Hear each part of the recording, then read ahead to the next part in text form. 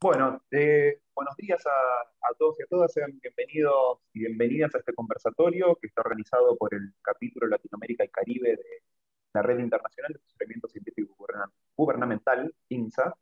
Yo soy Alejandro Capadoro, soy químico y doctor en Tecnología Química e integro el comité ejecutivo de- del capítulo Latinoamérica y Caribe de INSA.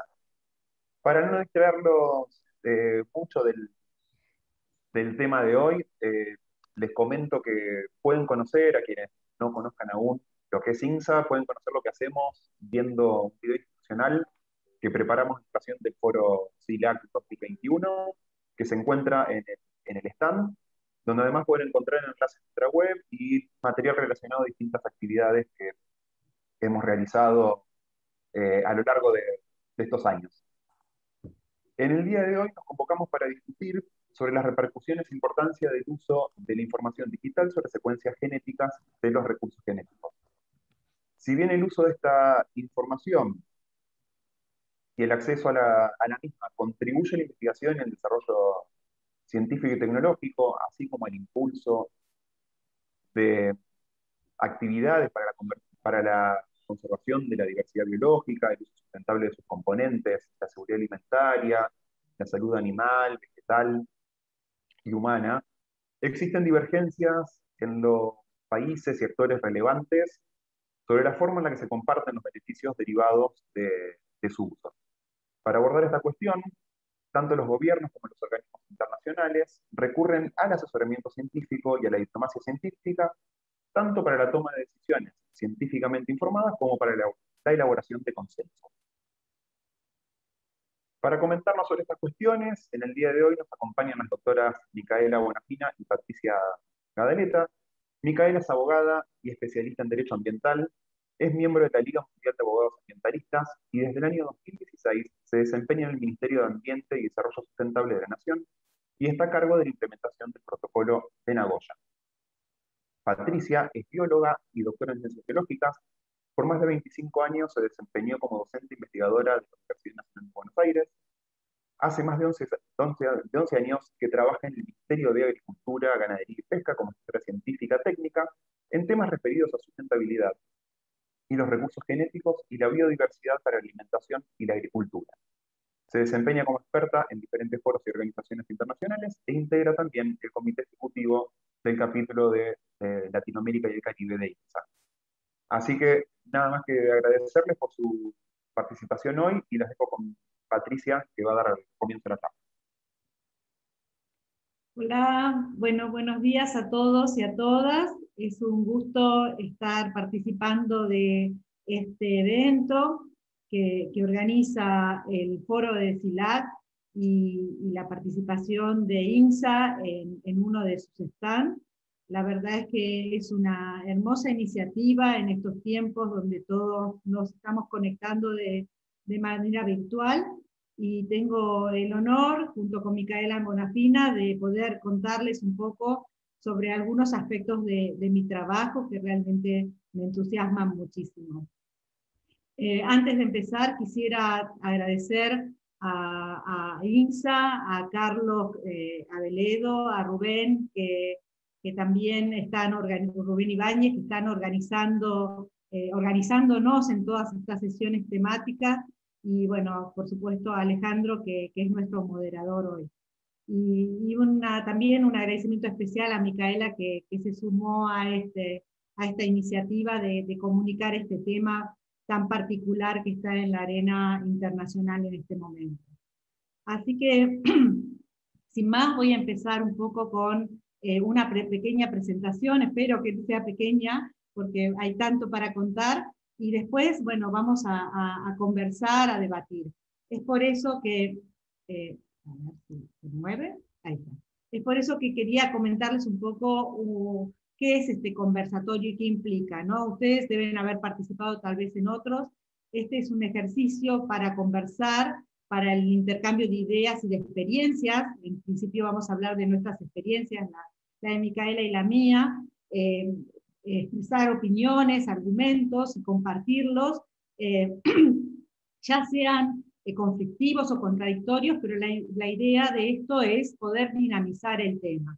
Este no es un ámbito de negociación, y una cosa muy, muy importante que quiero recalcar es que los conceptos vertidos aquí representan la opinión tanto de Micaela como la mía, y de ustedes que van a participar en este conversatorio, y no necesariamente a las instituciones a las que pertenecemos. Así que bueno, aclarado esto, voy a comenzar un poco especialmente con el tema. Vamos les voy a dar un pantallazo general de lo que vamos a ver. Son básicamente tres aspectos. El primer aspecto tiene que ver justamente con la información digital sobre secuencias genéticas, cuál es el origen, cuál es el conflicto y cuáles son las implicancias. El segundo tiene que ver en realidad con el proceso que se está llevando a cabo en los organismos internacionales, que involucra el asesoramiento científico y la diplomacia científica. Vamos a analizar este tema y vamos a ver cuáles fueron los procesos que se están dando, que se dieron y se están dando desde el punto de vista del asesoramiento científico y la diplomacia científica. Entonces ahora le voy a pedir a Micaela que nos pase un pequeño video. El video fue hecho por la iniciativa de ABS. Ya Micaela le va a contar un poco más sobre de qué se trata ABS. Y bueno, Micaela lo hemos traducido al español, los subtítulos en español, porque está en inglés, para que ustedes lo puedan ver. Este video de alguna manera nos va a poner en contexto sobre el tema que vamos a hablar hoy. Micaela.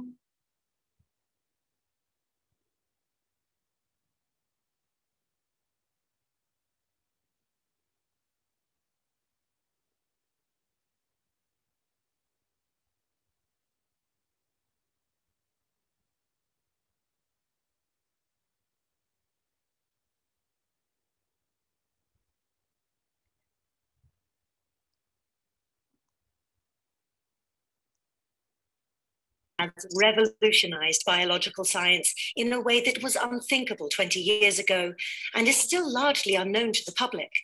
But the impact couldn't be bigger.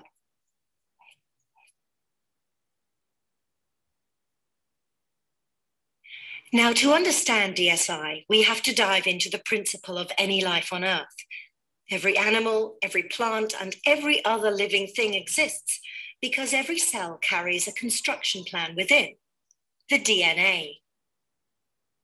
The DNA is an extremely long string of 4 different chemicals, commonly referred to as A, G, T, and C. These chemicals are arranged into a genetic code that determines how an organism looks, grows, and lives. To give a little more perspective on how far we've come, the sequencing of the first human genome started in 1984. Took almost 20 years and cost over $2 billion US. Now, it takes a day and costs less than a smartphone. The use of DSI offers a wide range of new possibilities, such as finding better cures for diseases, identifying microorganisms that harm plants, adapting crops for climate change, and protecting endangered species. For any of this to happen, the biological resources must have their genes sequenced, and then the sequence information must be stored and made available to researchers. There are 3 public databases where DSI information is stored, one in Japan, one in Europe, and one in the United States. Unlike the unknown number of private data collections, they follow an open access policy and exchange their data daily. Important to know, the bigger the databases, the better. Scientists can now work on projects without necessarily having to travel to a country to collect a physical specimen. This saves time and money. But some countries are concerned that they might lose out on benefits. This has caused international disagreement about the current DSI system. Although the enormous progress made through DSI is undisputed.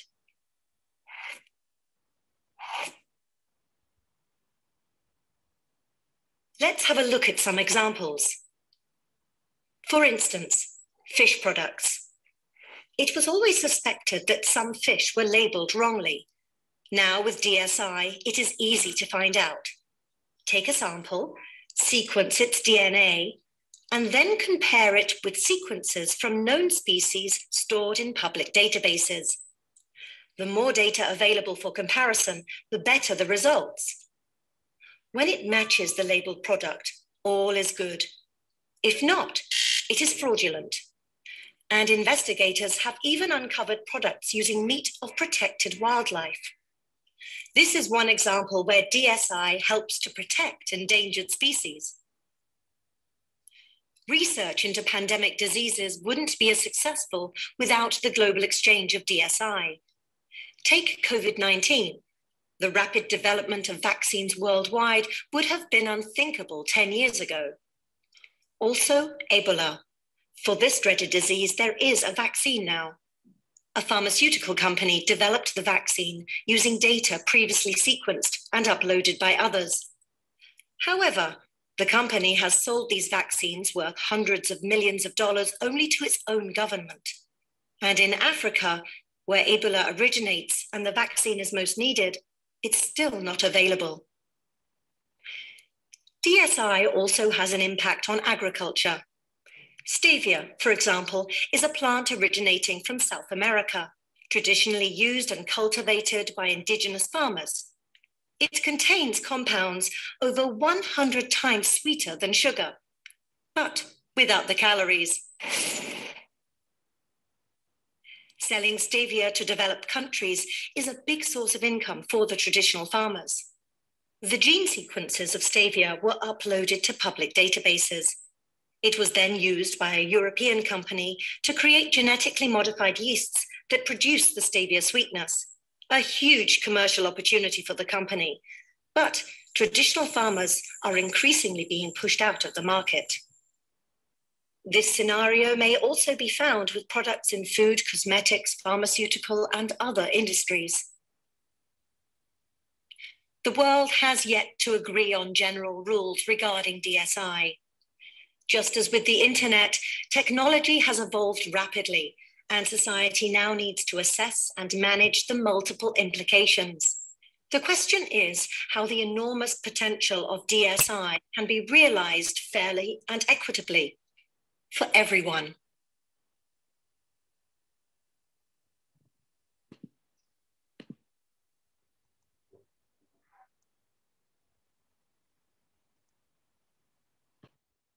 Bueno, estoy compartiendo nuevamente la pantalla.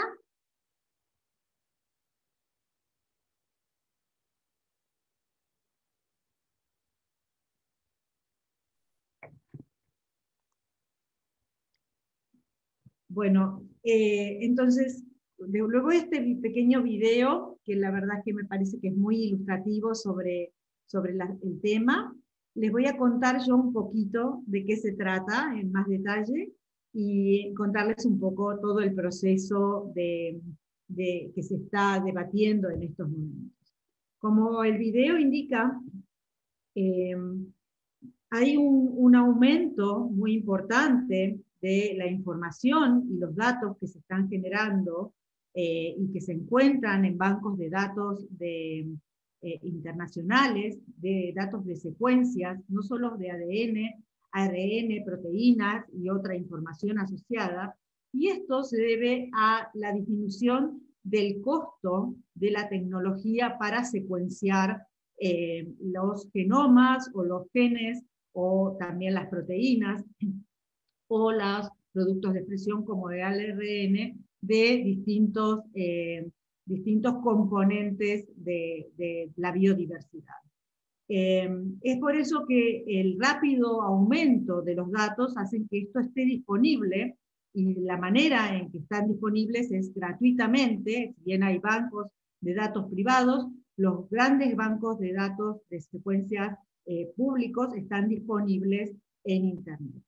Es por ello que esto llamó la atención, de alguna manera, a la Convención de Diversidad Biológica, pero lo que llama la atención es que ahora Micaela les va a emplear un poquito sobre de qué se trata la Convención de Diversidad Biológica, pero que esta información que se comparte y que se puede utilizar para desarrollos comerciales o no comerciales, ¿sí?, puede ocurrir en ausencia de una distribución de beneficios entre los países de los cuales se ha obtenido el recurso genético, ¿sí?, del cual se generó la información.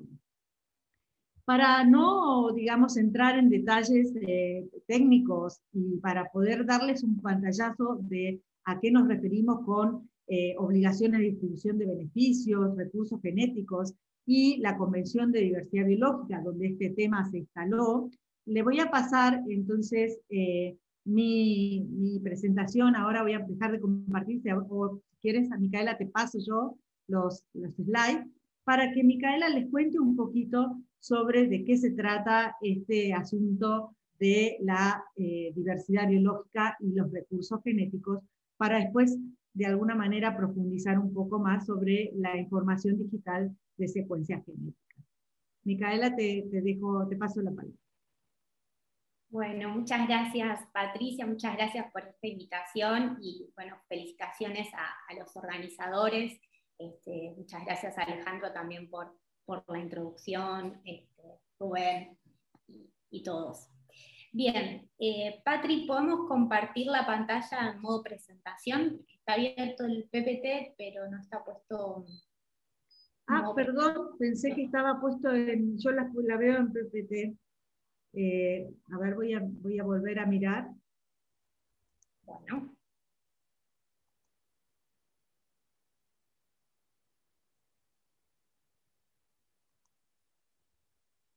Esperamos que les haya gustado mucho el video.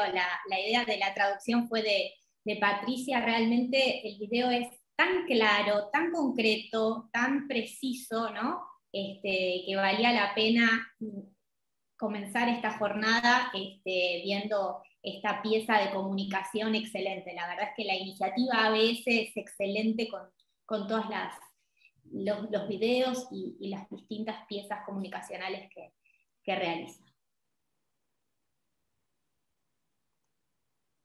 No sé, no lo estoy compartiendo todavía. No. No, debo tener algún tema, un momentito, que ya voy a ver si lo soluciono.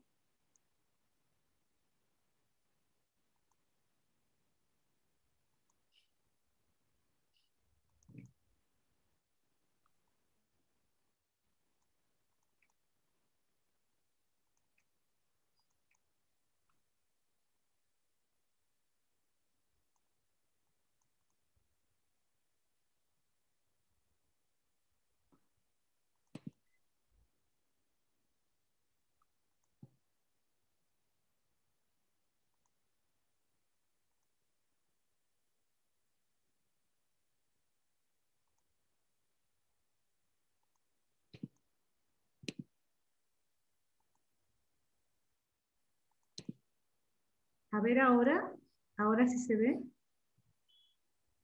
Ahora sí, perfecto.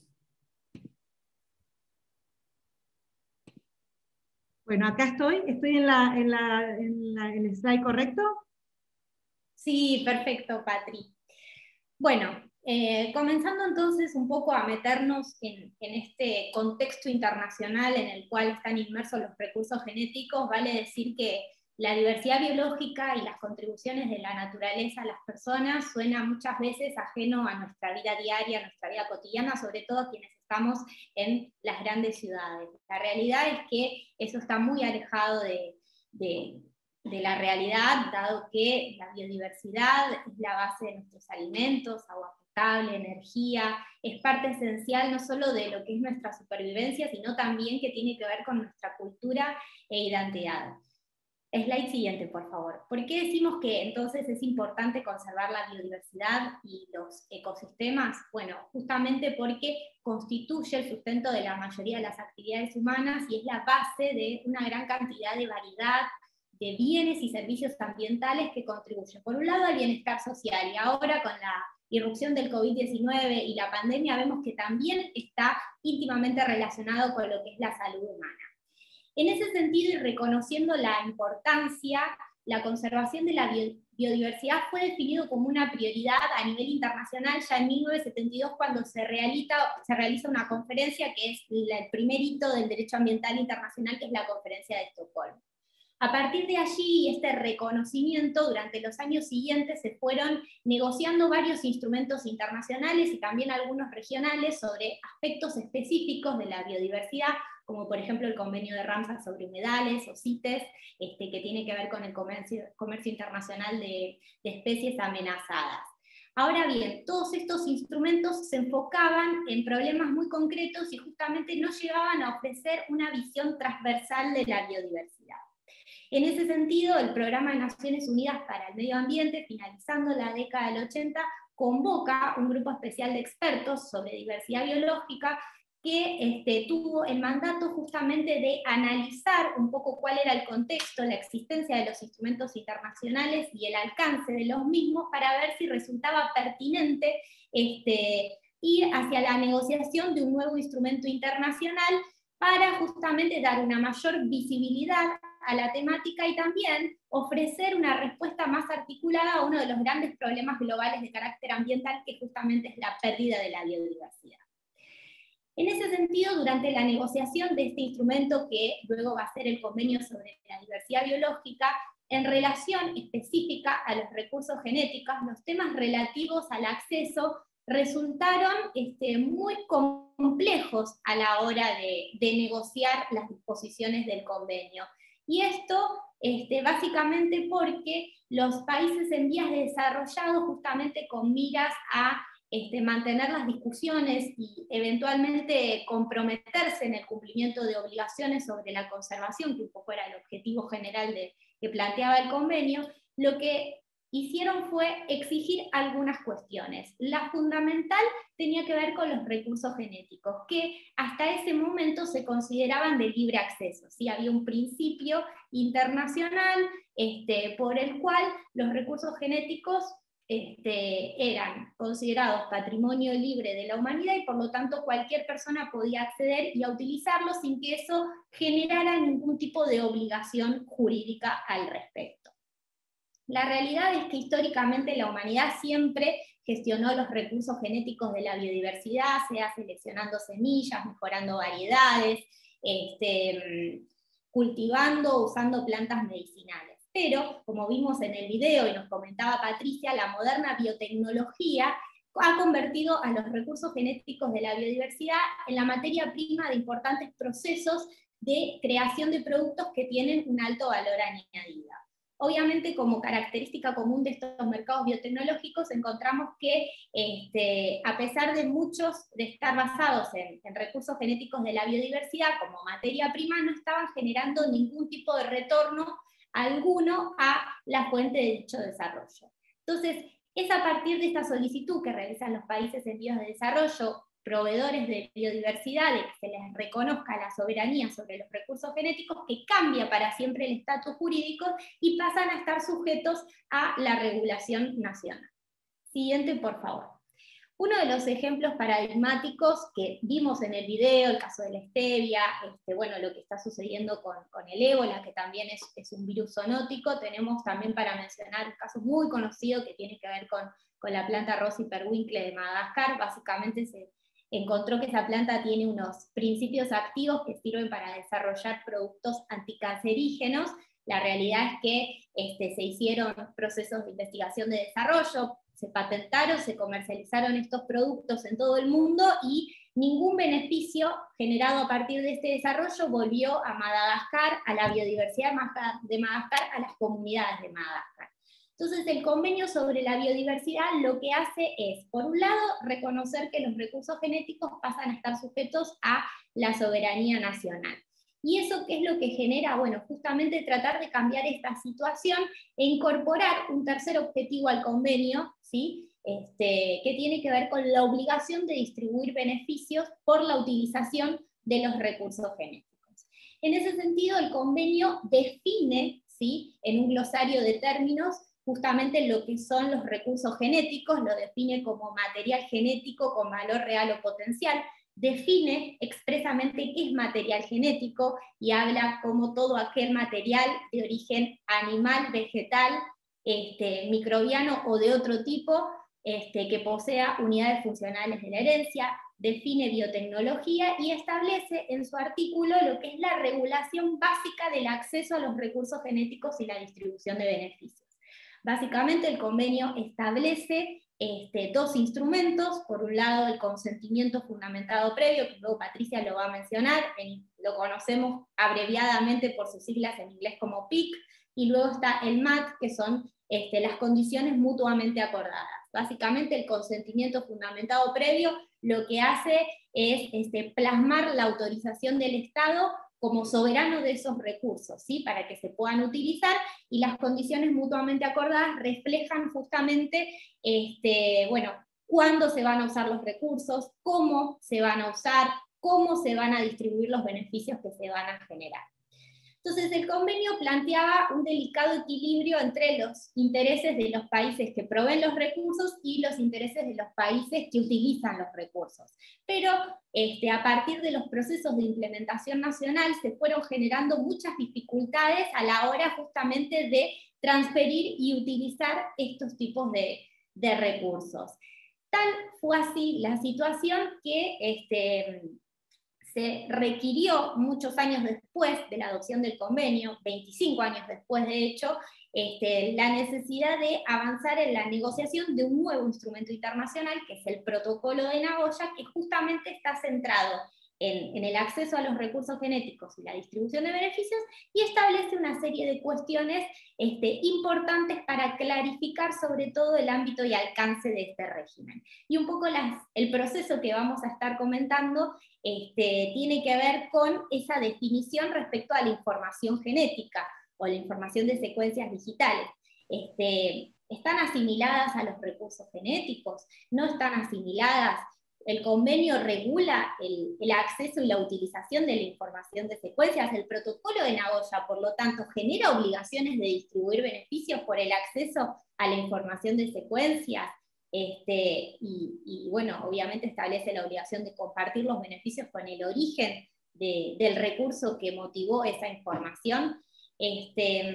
Básicamente el protocolo de Nagoya, y muy reducido ya para finalizar, tiene 3 pilares fundamentales. Uno tiene que ver con el acceso, eso reconociendo que los recursos genéticos están bajo la soberanía nacional. El otro pilar tiene que ver con la negociación de beneficios, con esta obligación justamente de, si vas a usar un recurso, compartir los beneficios que obtengas, ¿sí? Y canalicemos esos beneficios hacia la fuente de los desarrollos, es decir, hacia la conservación y el uso sostenible de la biodiversidad. También, obviamente, a todo lo que tiene que ver con el desarrollo científico y tecnológico de los países. Y el tercer ítem tiene que ver con un tema muy novedoso que no había sido abordado en el convenio sobre la biodiversidad, que tiene que ver con las medidas de cumplimiento y la trazabilidad en lo que es la utilización de los recursos, porque justamente había sido uno de los obstáculos a la hora de adoptar los marcos nacionales, justamente por la incertidumbre que se generaba respecto a qué pasa con el recurso una vez que el mismo sale del país. Tanto el convenio como el protocolo de Nagoya reconocen ya desde el preámbulo que la evidencia técnica y científica es clave para la toma de decisión.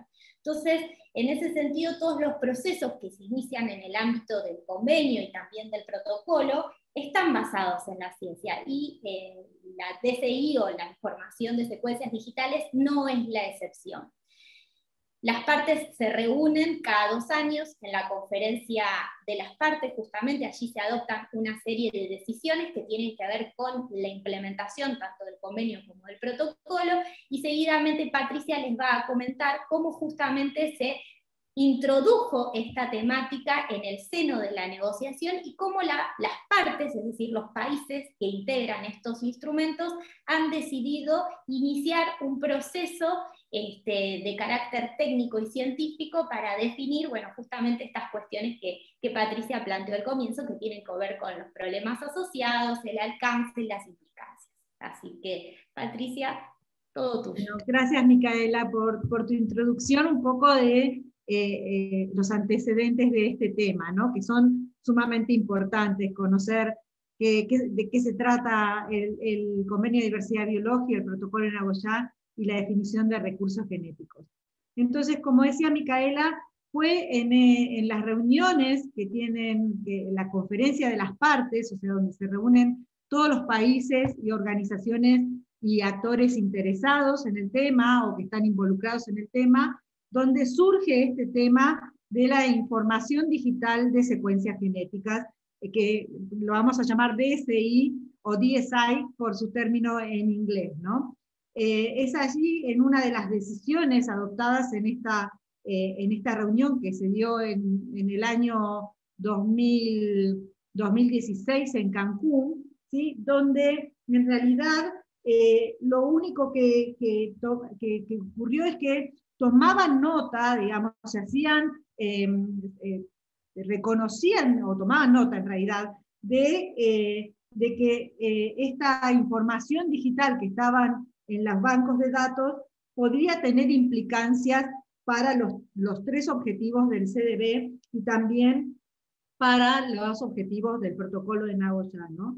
Reconocían que había un aumento de la tecnología que generaba esta información, pero solamente, digamos, ahí de alguna manera las partes se entendían que este tema era un tema para debatir. Y la decisión empieza un proceso, ¿sí? Donde por primera vez el tema va a ser explorado, ¿sí? Solicitando información a las partes, su opinión a las partes, y pidiendo que se haga un estudio exploratorio sobre la situación de la información digital de secuencias genéticas de los recursos genéticos.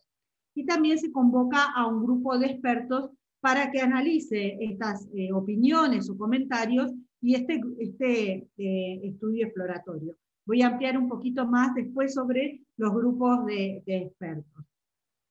Pero claramente aquí aparecía, ¿sí?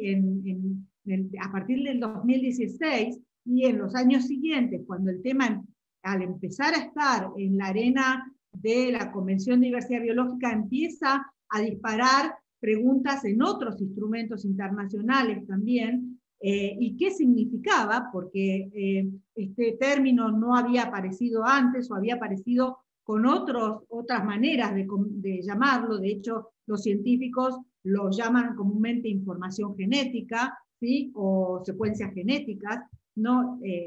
Digital Sequence Information en inglés, ¿no? Y entonces la falta de claridad conceptual aparece sobre de qué estábamos hablando, cuál era este tema.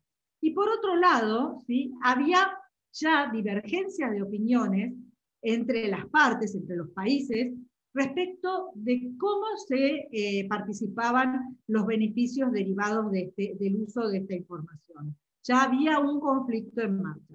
Y como todo conflicto, de alguna manera, necesita resolverse, y fue en la conferencia del 2018, la COP, o sea, la conferencia de las partes del Convenio de Diversidad Biológica, donde este tema, de alguna manera, ya fue un poquito más analizado por un primer grupo de expertos, y ahí sí, no solo se tomó nota, sino que se hicieron las partes conscientes del aumento que había de estos datos y del uso de estos datos, y observaban, ¿sí? Que no había una claridad en los términos, que en el término DSI, esto ya había sido planteado por el grupo de expertos y el estudio que se había hecho a partir del 2016, y que reconocían ya que había, digamos, cierto conflicto con los objetivos del CDB, especialmente el tercer objetivo, que tiene que ver con el protocolo de Nagoya, con la distribución justa y equitativa de los beneficios. Y es ahí que recién empieza el proceso a tener un matiz un poco más ordenado y organizado, ¿sí? Si bien había empezado, pero aquí es donde se toman distintas medidas que tienen que ver justamente con el proceso de asesoramiento científico y luego la diplomacia científica que se trata en la arena de los organismos internacionales. Es por eso que lo que quiero comentarles ahora es un poquito cómo fue este proceso y cómo se relaciona esto con el asesoramiento científico y la diplomacia científica. Como todo proceso de asesoramiento científico, lo primero es reconocer el problema a resolver, ver cuáles son las cuestiones, ¿sí?, que enmascara este problema y cuáles podrían ser las opciones de gestión o de gobernanza eventualmente para informar a los decisores políticos para la elaboración de políticas que sean científicamente informadas. Es por ello, ¿sí?, que tomando en cuenta que el asesoramiento científico es el uso del conocimiento científico necesario para la formulación de políticas, ¿sí?, científicamente informadas, y que la diplomacia científica son las acciones y el uso del conocimiento científico para abordar los retos que enfrenta la humanidad en tratar algunos aspectos comunes de la humanidad en foros e instrumentos internacionales, es por eso que este proceso, ¿sí?, establece una interfase, digamos, científico y diplomática, ¿no?, entre la ciencia y la diplomacia, para poder llegar a un acuerdo o a un consenso sobre este tema. Entonces, lo que vamos a ver ahora es un poco en base a esa decisión del 2018 de la Convención de Diversidad Biológica, cómo se van estableciendo distintos pasos para poder llegar a la próxima convención de las partes de diversidad biológica con algún acuerdo sobre este tema. El primer paso que vamos a ver es cómo se recopiló y sintetizó la opinión de todos los actores. De alguna manera es el primer paso en el asesoramiento científico, ¿no? Como, bueno, cuál es la opinión que tienen todos los actores y cuál es el conocimiento que hay. También la Secretaría de la Convención encargó estudios científicos, y en este caso revisado por pares, ¿sí?, para poder informar a las partes y a los expertos que iban a tratar este tema. Luego estableció un grupo de expertos, ¿sí?, con el mandato de elaborar recomendaciones específicas que habían sido definidas. Ahora voy a ampliar un poquito más cuáles eran este mandato. Y por otro lado, luego de esas recomendaciones, debatir esas opciones o recomendaciones en ámbitos informales previos a llegar a la etapa de negociación que se da dentro del marco institucional del instrumento, ¿no? En este caso, la Convención de Diversidad Biológica, la Conferencia de las Partes, para poder llegar a un acuerdo sobre este tema. Entonces, voy a comentarles un poco de cada uno de estos aspectos. Micaela también me va a ayudar un poco con hablar sobre los actores, cuáles son, cómo se seleccionan los expertos, ¿sí?, y cómo se hacen estos debates.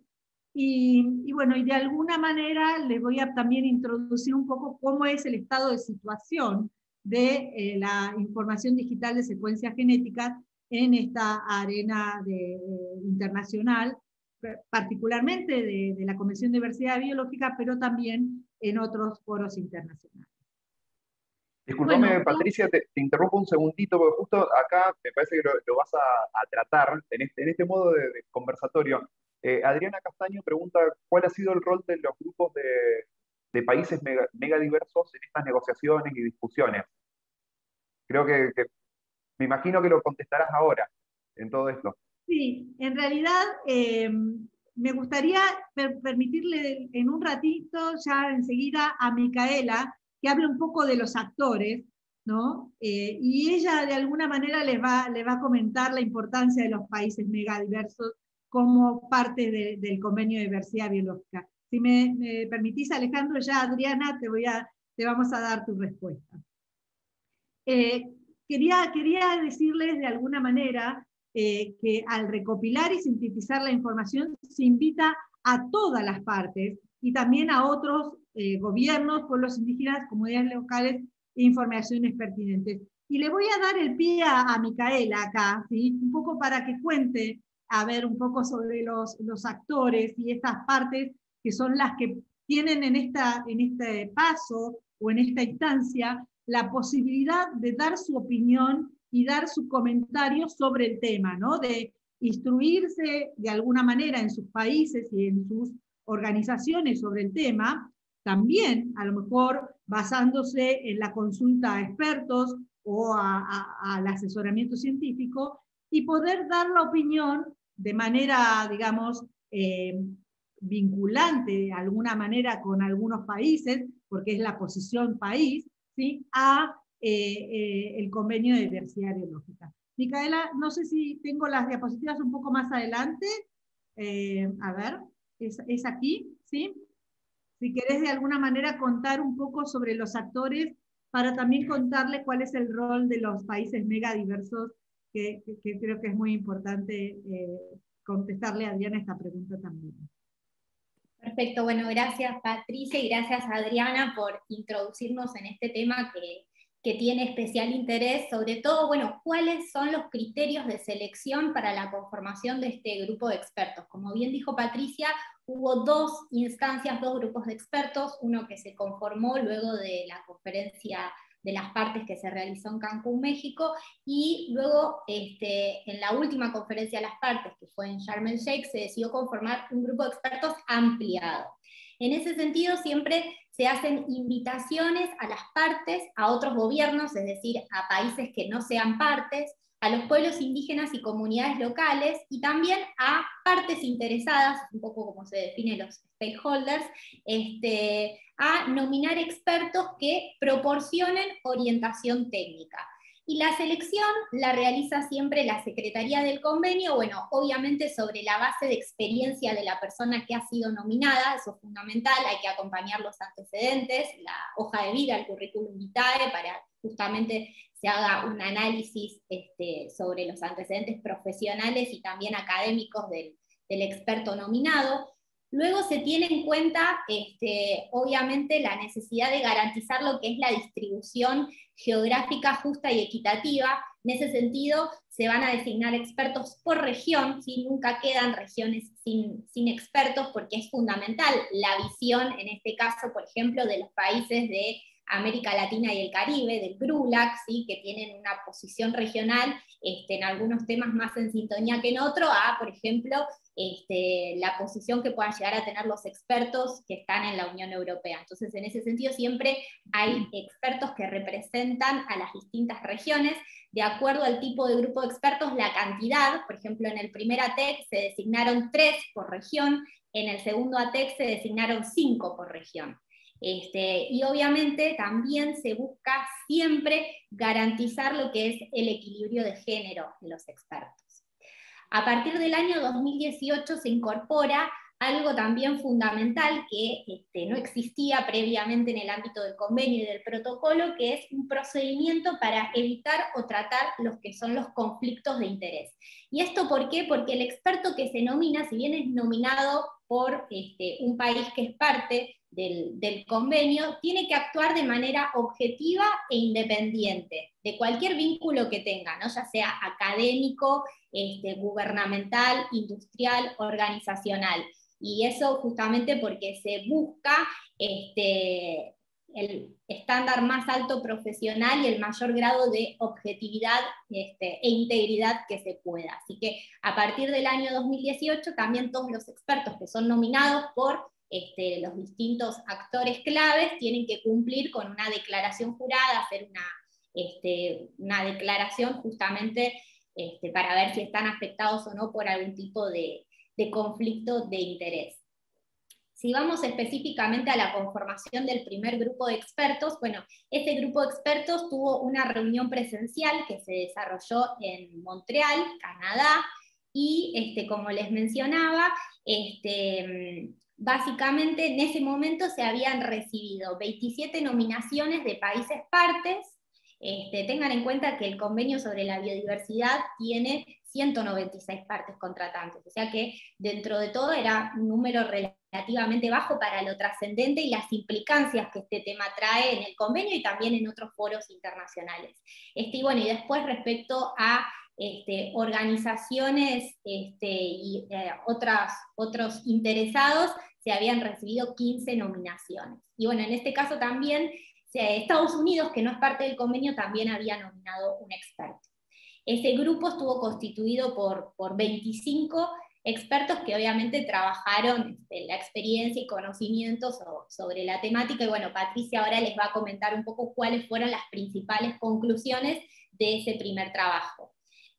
Obviamente Argentina estuvo representada en ambos grupos de expertos, justamente por Patricia, y bueno, después había otras organizaciones e instituciones claves en el acceso a los recursos genéticos que también estuvieron participando. En lo que fue el grupo de expertos, justamente que se reunió en el año 2020, también estaba prevista hacer reuniones presenciales, pero con la irrupción del coronavirus y las medidas sanitarias adoptadas para hacer frente a la pandemia, eso no fue posible. Entonces, en el mes de marzo pasado, del año pasado, se realizó una reunión virtual con básicamente una instancia de reunión y luego participación en foros.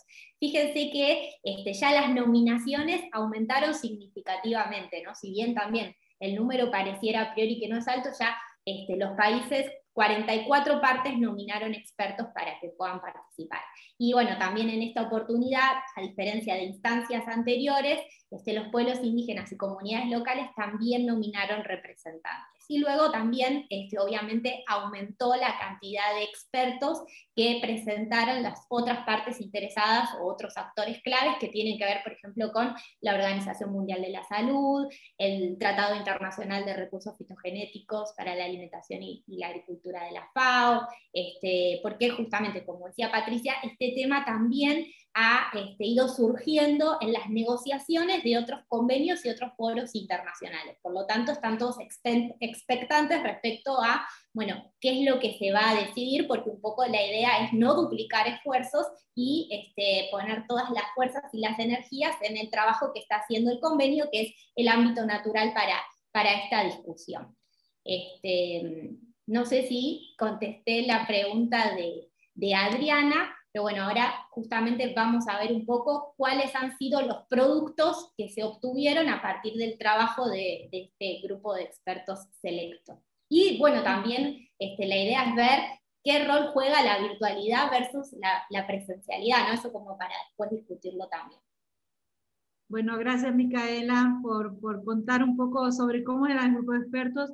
Yo voy a, para no perderme, quiero volver a la diapositiva en que estaba, solamente para contarles también que aparte de recopilar la información de los países y de las partes interesadas o organizaciones interesadas, la Secretaría del Convenio, para poder de alguna manera colaborar y ayudar a que cada uno de los países y las organizaciones estén en tema y entiendan del tema, encargó estudios a expertos, ¿sí?, que no participan en estos grupos de expertos, simplemente son contratados para escribir sobre el tema, ¿sí? Y estos estudios son papers, son estudios revisados por pares y por las mismas partes y gobiernos y organizaciones interesadas.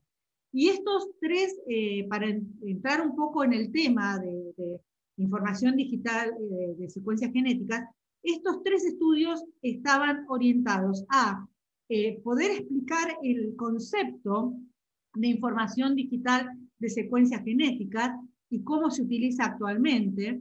Esto principalmente porque no había claridad sobre qué significaba. Eso el primer grupo de expertos del 2018 había dicho que no existía, digamos, el término no reflejaba claramente de lo que se estaba hablando, y entonces iba a ser utilizado como un término que ocupaba el lugar del posible término que se acuerde luego en la convención de las partes. Por eso el primer estudio era importante ver de qué se trataba la información digital de secuencias genéticas de los recursos genéticos y cuál era el alcance, qué era realmente.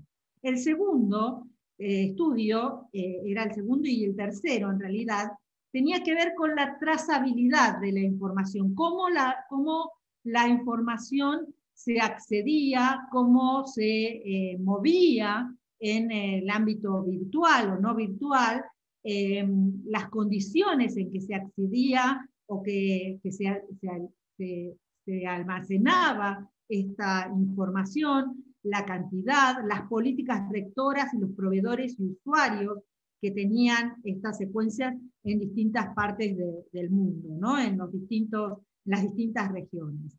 Esto era importante porque de alguna manera era como que iba a dar el panorama general de cómo se accedía a esta información y si se podía de alguna manera trazar el acceso para un desarrollo en el cual se obtenía algún beneficio comercial, ¿sí? Y si se había distribuido beneficios o no, lo cual era bastante difícil hasta ese entonces de tener un panorama o un diagnóstico de la situación. Y por otro lado, ya algunos países habían adoptado medidas,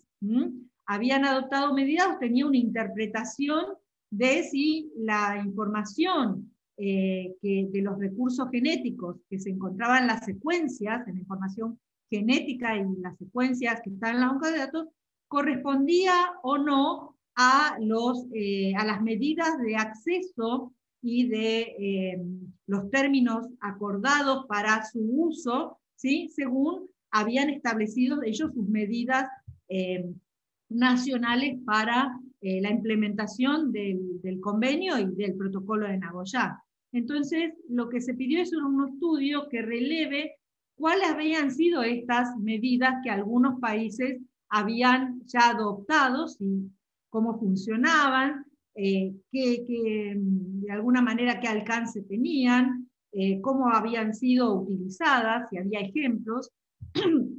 Así que, de alguna manera, este estudio también era un estudio de diagnóstico. Así que con estos estudios, especialmente estos últimos 3 o 4 estudios, es que se abordó el debate en el grupo de expertos técnicos, especialmente en el 2020, que se hizo de manera virtual, como comentó Micaela.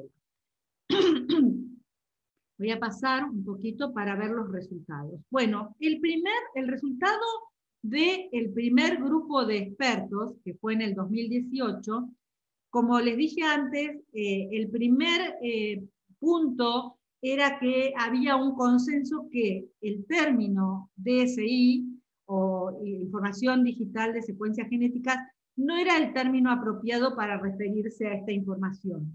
Sin embargo, se siguió utilizando como marcador de posición, sin perjuicio que en las futuras consideraciones haya términos alternativos, y vamos a ver que en el próximo grupo de expertos, que fue en el 2020, se analizó en más profundidad el tema y se establecieron algunas opciones para el debate en las negociaciones. Por otro lado, se identificó varios tipos de información que puede ser relevante. Ahí se empezó a hacer como un brainstorming de toda la información, no solo de secuencias de ADN o de ARN o de proteínas, que podría también estar en estos bancos de datos y ser accesible a través de medios virtuales, a través de Internet, y también tener acceso y también ser posible de distribución de beneficios si ese era el caso. Y por otro lado, hubo un consenso respecto, perdón, se me fue. Hubo un consenso respecto de la importancia de esta información en la conservación y el uso sostenible de la biodiversidad. Se analizaron varios casos muy interesantes y relevantes, donde claramente la información digital de secuencias genéticas abonaban a la conservación y al uso sostenible de la biodiversidad, cumpliendo con el objetivo 1 y 2 del convenio. Sin embargo, aquí aparecieron las cuestiones, cuando se analizó el tercer objetivo del convenio y el protocolo de Nagoya, aparecieron diferentes visiones sobre la implicancia especialmente en el acceso y la distribución de beneficios. Y ahí, de alguna manera, quedó la recomendación de que tenía que ser ampliado el análisis, ¿sí?, para poder analizar opciones de gobernanza en el caso de que la información digital de secuencias genéticas entre en el marco de estos convenios, ¿no? Y otros que también se estaban debatiendo. Es por eso que en el 2020, a principios de marzo del 2020, puse ahí 2021, pero fue el 2020, me equivoqué, se reunió nuevamente este grupo de expertos ampliado con otras organizaciones, como les comentó Micaela, otros actores se mostraron interesados en participar también, y en este grupo, que fue bastante más técnico, más que político, se analizó el alcance de la información digital de secuencias, y también se proveyó, digamos, algún tipo de opciones de cómo llamar a las DSI, o de qué manera se podrían denominar las DSI en base al alcance que tenían. Esta tabla muestra, estas dos tablas son del informe que hizo, el reporte que hizo el grupo de expertos, que lo pueden ver en este link, y estas tablas muestran que se hizo un análisis dividiendo toda la información de información digital en grupos, ¿sí?, dependiendo qué tan cerca estaban del recurso genético o de lo que se podía haber accedido, digamos, la información al recurso genético. Por ejemplo, el grupo 1 correspondía a todo lo que sea ADN y ARN, ¿sí?, y también alguna información asociada respecto del ADN y el ARN, como puede ser, por ejemplo, la información sobre secuencias no codificantes, las anotaciones que se hacen en los bancos de datos, ¿sí?, información del mapa, de dónde se encuentran, de localización, por citar algunos, si tienen satélites, o hay pequeñas nucleótidos que son indicativos o de alguna manera pueden caracterizar a esa información.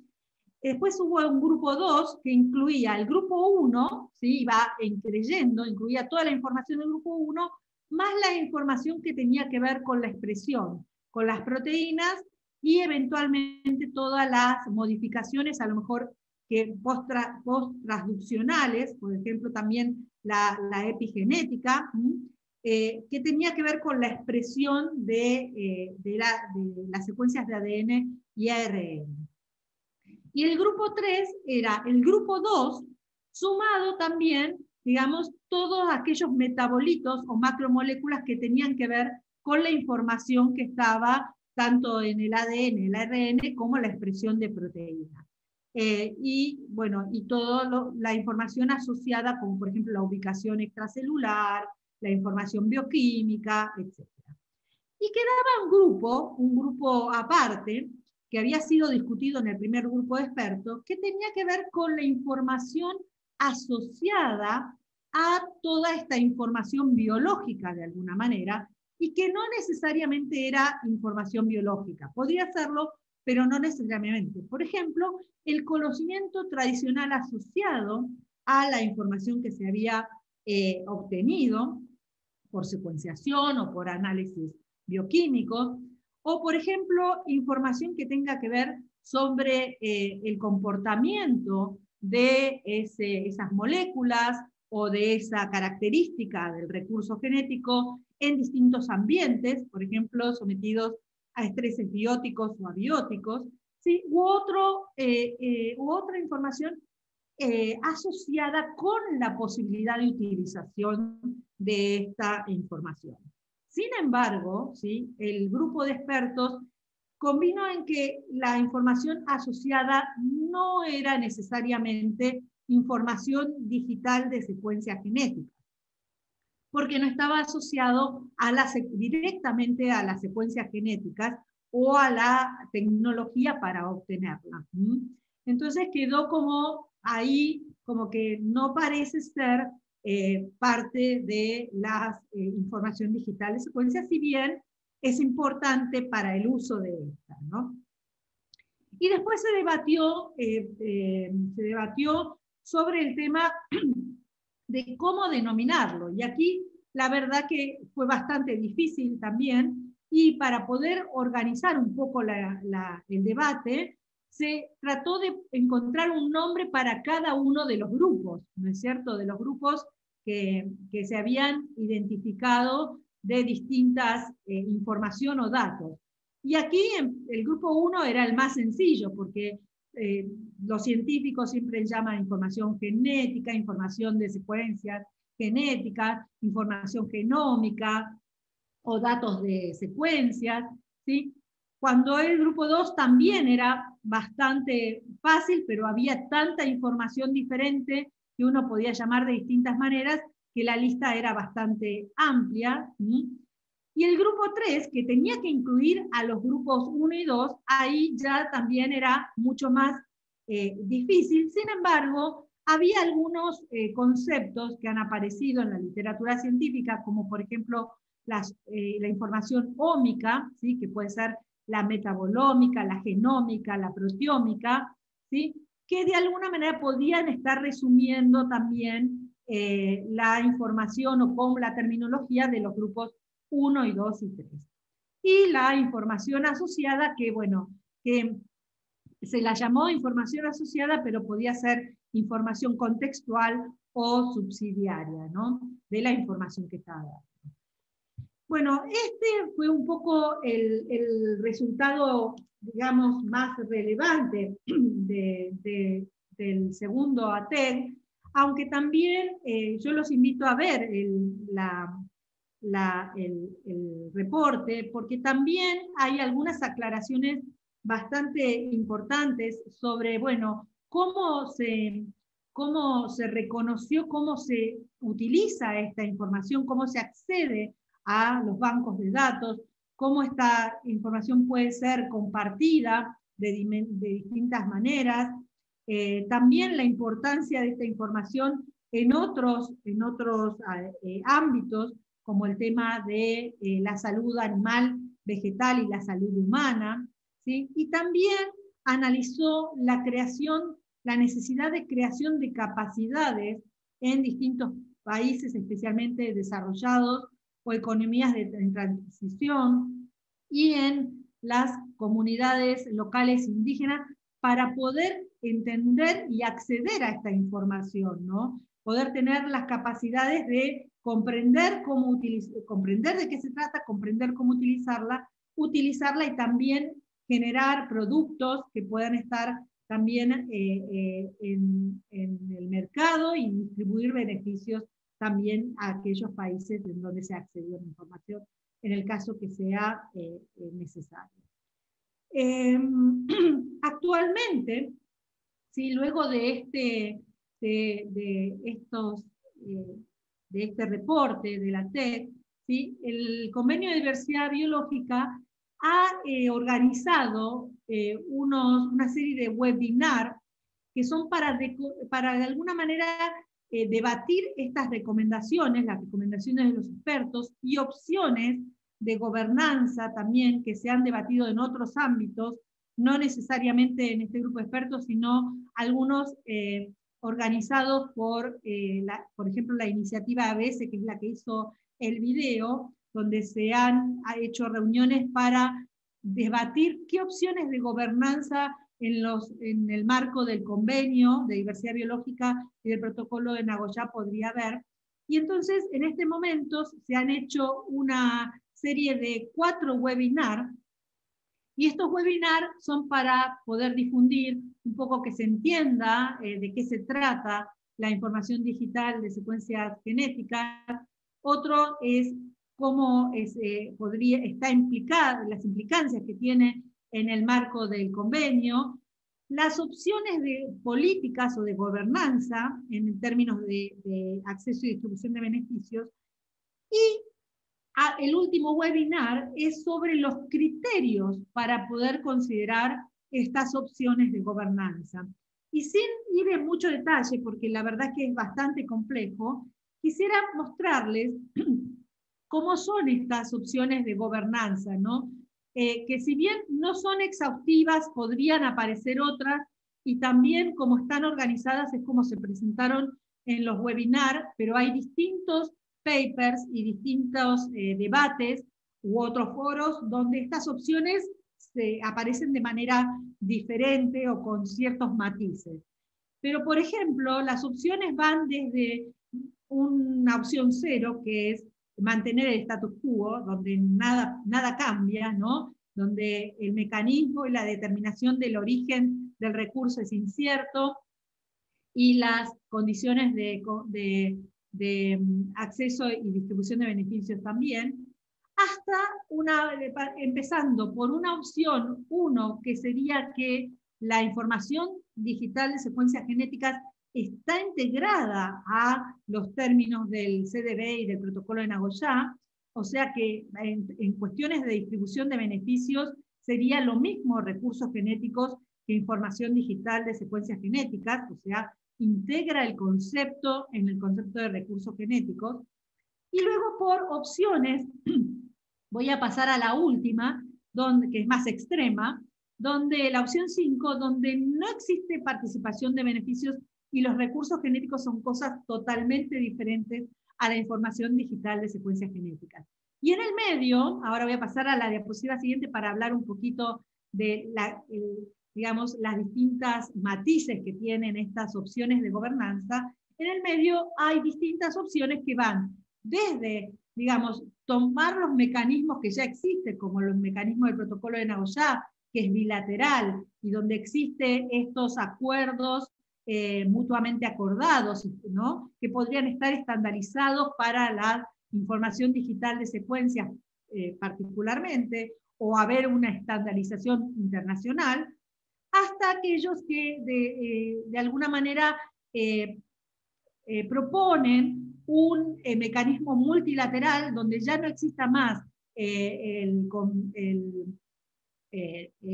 PIC y el MAT, ¿sí? Para el acceso a la información digital de secuencias genéticas, y que de alguna manera alguna organización multilateral pueda dar las reglas de juego para la distribución de beneficios que surjan de la utilización de esta información.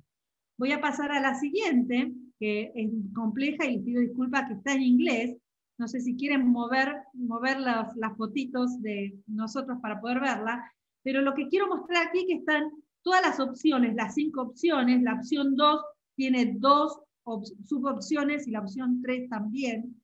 Y estas opciones, si ustedes se fijan en las líneas que están aquí, la línea azul va de que el acceso sea regulado, o sea, la opción 0, el status quo, donde todavía cada uno hace lo que, el país hace lo que quiere o interpreta, hasta que esté dentro del marco del protocolo de Nagoya, o que el acceso a la información esté desregulado, no esté regulado, como actualmente se accede. De alguna manera uno entra al GenBank o entra al MBL y puede acceder a la información, ¿no? Después que estén, digamos, estos instrumentos, que es el PIC y el MAT, ¿sí? El consentimiento informado previo y el acuerdo mutuamente acordado, ¿sí? Que estén incluidos en estas opciones o no, ¿sí? Como ustedes pueden ver, solo las 2 primeras tendrían, como tiene un acceso regulado el PIC, y el resto no, y en cuanto al MAT, hasta las opciones 2 tendrían, ¿sí? Estos acuerdos que pueden ser estándar, ya sea por el país, de alguna manera estandarice cuál es el acuerdo, o que haya una estandarización a nivel internacional. Y después, del otro lado, se analizan estos criterios, que son muy importantes, si el mecanismo sería bilateral o multilateral, si requeriría o no una trazabilidad, porque este es un punto importante, ¿sí? Porque la trazabilidad del recurso es muy difícil, ya que el mecanismo en que se accede es abierto y público, y por otro lado, poder modificar esto tendría unos costos muy altos, y habría que llegar en acuerdos con los bancos de datos, las bases de datos, no solo aquellas que son públicas, sino también privadas. Y por otro lado, si el acceso al dato, a los datos de secuencia, está ligado o no a una distribución de beneficios. Porque algunos países, como la opción 5, digamos, dicen que no es necesario la distribución de beneficios porque la información de secuencias no está ligada al recurso genético, y en algunos casos ya el mismo acceso a la información, o sea que se pueda acceder a través de bancos de datos, ya es considerada un beneficio, ¿no? Entonces, estos son los grandes debates que tenemos hoy en día. Entonces, bueno, quiero contarles que actualmente hay un foro de debate sobre estas opciones y estos criterios también, o sea, si estos criterios, analizar cómo impactarían en los objetivos del convenio y el protocolo de Nagoya, los criterios de gobernanza, las opciones de gobernanza y los criterios que se están analizando. Y el foro está abierto hasta el 2 de mayo, es abierto por si quieren ver, observar cómo van los debates para una preparatoria para la convención de las partes, donde posiblemente se llegue a algún acuerdo sobre este tema. Bueno, espero, el tema es bastante profundo, tiene muchas aristas técnicas, no quería entrar tanto en detalle, y aristas políticas también, muchísimas. No sé si Micaela quiere agregar algo más, pero aquí, bueno, querríamos escucharlos un poco a ustedes, a ver si tienen algunas preguntas, o cuál es su opinión, o cómo ven el tema. También queremos hacerles algunas preguntas, no sé si Micaela querés introducir a estas preguntas. Bueno, gracias Patricia, muy, muy claro el panorama, vamos a ver cómo continúa la negociación. A modo de preguntas disparadoras, hemos hecho algunos interrogantes que tienen que ver más con el proceso, ¿sí? Y no tanto con el fondo de la cuestión. En ese sentido, nos gustaría escucharlos respecto a, bueno, ¿qué les pareció el proceso? ¿Resulta adecuado para el objetivo que planteaba inicialmente el documento de la conferencia de las partes, aportar claridad y conceptual respecto a lo que es la información de secuencias digitales y la obligación de distribuir beneficios? También, bueno, ¿hay algún aspecto que se podría mejorar o identificaron alguna debilidad asociada al proceso que está en curso? ¿Qué piensan también de la irrupción de la virtualidad como la única opción viable para lograr los consensos y realizar las reuniones? En ese sentido, bueno, ustedes han visto con Patricia todos los webinarios que están todos disponibles, o sea, cualquier persona puede acceder a ellos en cualquier momento y interiorizarse sobre las distintas cuestiones que se han ido planteando. ¿Tienen alguna consideración al respecto que consideren importante comentarnos? Bueno, los invitamos a levantar la mano, ¿no? Y si quieren hacer algún comentario, porque la idea de esto es poder conversar. Yo espero no haber sido muy aburrida con algunos puntos técnicos, pero bueno, quisiera escuchar si alguno de los participantes quisiera o hacer una pregunta o alguna reflexión al respecto, especialmente sobre el proceso, y obviamente si hay alguna pregunta que podemos responder sobre, digamos, estos foros, particularmente el CDB, aunque yo también conozco cómo se está tratando esto en el seno de la FAO y el Tratado Internacional de los Recursos Fitogenéticos. Así que bueno, los invitamos, los escuchamos. No sé si hay alguien que se anime a comentar. Hay algunas preguntas ahí en el En el panel de preguntas y respuestas, Marta pregunta, bueno, en opinión de ustedes, Patricia y Micaela, ¿cuál es el mejor mecanismo para la utilización y aprovechamiento sostenible de la información digital de las secuencias derivada de la biodiversidad? ¿Y qué ventajas y desventajas traen el mecanismo bilateral y el mecanismo multilateral? Bueno, primero, gracias por la pregunta. Yo creo que no estamos ninguna de las dos en posición de decir cuál es el mejor mecanismo, ¿no? Si ustedes se fijan, como yo lo presenté, hay tanta, digamos, una amplitud de opciones que se han ampliado, se han presentado, son 5 por el momento, sin embargo, podrían debatirse otras opciones o combinaciones de estas opciones.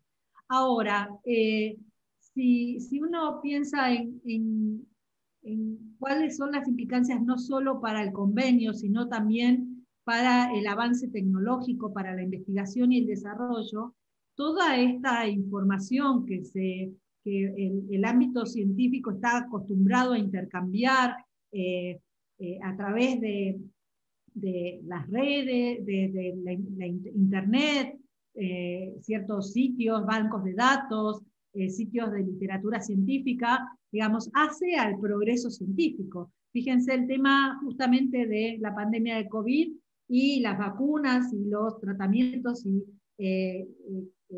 digamos, desarrollos de diagnóstico de COVID. Si no hubiese este intercambio de información, digamos, no podríamos estar haciendo frente a esta situación. Entonces, no solo para la conservación de la biodiversidad, que es muy importante también, especialmente aquellas especies amenazadas, o justamente para conocer esas amenazas, como pueden ser las especies exóticas invasoras, los patógenos. Yo creo que no habría, estos procesos no deberían, esto personalmente, no deberían poner dificultades a cómo está de alguna manera funcionando el intercambio de la información científica, ¿no? Porque de ella depende la humanidad y depende también el cuidado de la biodiversidad y su uso sostenible. Así que el mecanismo, me parece, a mi modo de verlo, debe ser un mecanismo que no ponga en riesgo ese aspecto, el aspecto del intercambio de la información. Ahora, la cuestión es qué puede pasar con la distribución de beneficios, que creo que es el punto clave de debate, ¿no? Cómo no poner en riesgo el tercer objetivo del convenio y el protocolo de Nagoya para aquellos países que son parte de estos tratados.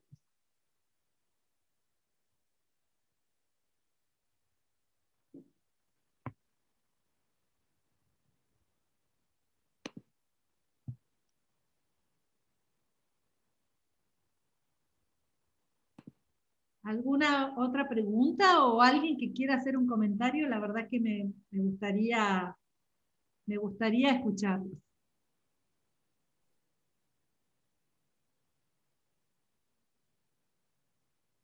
Ahí van llegando preguntas. Una pregunta de Alexandra, no sé de qué país, pero dice que quisiera saber cuál es la posición de nuestro país en cuanto al tratamiento de los recursos genéticos y la información digital de las secuencias. Perdón, Alejandro, no te escuché bien. No sé si Micaela, vos lo escuchaste.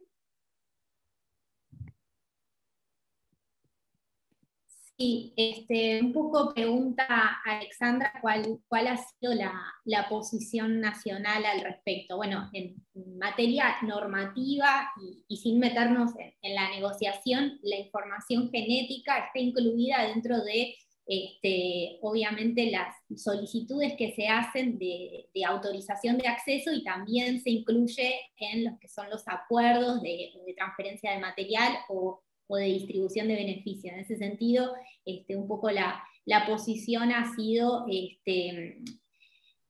que la información es inherente al recurso y ese es el tratamiento sin perjuicio de la evaluación de los distintos mecanismos y opciones de gobernanza que hoy están puestos sobre la mesa y encontrar obviamente la mejor alternativa para cumplir tanto los objetivos del convenio como los objetivos del protocolo. La realidad es que también es difícil generalizar, hay que buscar soluciones para cada uno de los casos. Como decía Patricia, no es lo mismo la utilización de recursos genéticos con fines de investigación que contribuyan a la conservación y el uso sostenible de la biodiversidad. Sabemos que gran parte de la biodiversidad aún no ha sido descubierta, caracterizada, por lo tanto es importante promover estas actividades de investigación. Y bueno, ese es un escenario muy diferente al escenario de utilización de recursos genéticos ya con un fin específico comercial, donde hay derechos de propiedad intelectual y comercialización de productos asociados. Así que en ese sentido, varios países de la región, en sus marcos normativos de ABS, han incorporado la información genética dentro de las regulaciones. Brasil es uno de ellos, Uruguay es otro, bueno, Argentina también tiene normativa en ese sentido. Hay otra pregunta que tiene que ver con cuáles son los próximos pasos respecto a la adopción de una definición. No sé, Patri, si querés comentar vos, o menciono algo y vos complementás. Dale, te escuchamos. Bueno, la conferencia de las partes, donde justamente se iba a definir esta cuestión y también acordar el marco post-2020 para la biodiversidad, iba a tener lugar el 2020 en China.